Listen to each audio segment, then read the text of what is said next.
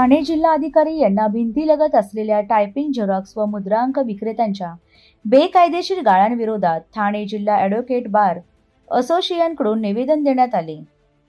जिल्हा अधिकारी यांनी नौपाडा पोलीस स्टेशनला कळवले असता तात्काळ त्यांनी गाळेधारकांना नोटीस दिल्या असतानाही गाळेधारकांनी बेकायदेशीर फलक काढण्यात आलेले नसल्यामुळे दिनांक 11 फेब्रुवारी 2025 रोजी पुन्हा जिल्हाधिकारी यांना निवेदन देण्यात आले।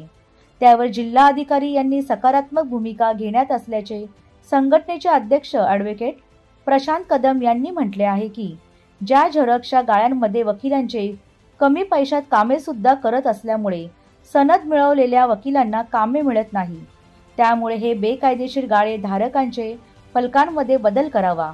त्याचबरोबर ॲडव्होकेट दयानंद एंगडे यांनी मागणी मान्य न झाल्यास लोकशाही मार्गाने विविध प्रकारचे सामान विक्रीचे स्टॉल लावून धरणे प्रदर्शन करण्यात येईल असा इशारा देण्यात आला।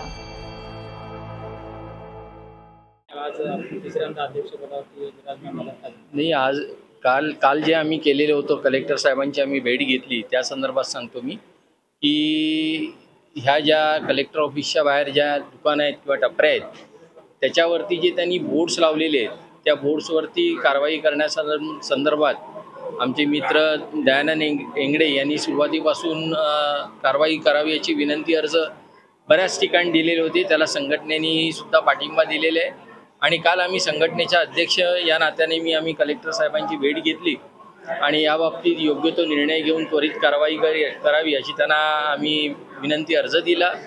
आम्ही त्यांच्याशी बोलणी केली आणि अशी कारवाई लवकरच केली जाईल असं आम्हाला त्यांनी आश्वासित केलेले आहे आणि आम्हाला खात्री आहे की लवकरच कायदेशीर कारवाई होऊन हे बोर्ड निघतील।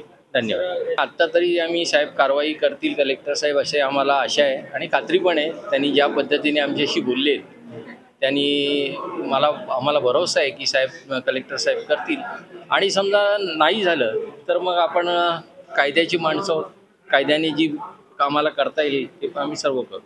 काय सांगाल आपण यापूर्वी सुद्धा आपण निवेदन दिलं होतं त्या संदर्भात, आता आपण पुन्हा निवेदन दिलेलं आहे त्याबद्दल काय सांगाल? 7/8/24 आम्ही निवेदन दिलं होतं कलेक्टर साहेबांना। तेव्हा त्यांनी ठाणे नगर पोलीस स्टेशनला डायरेक्शन देऊन सर्व गाळेवाल्यांना त्यांनी नोटिसा दिलेल्या होत्या।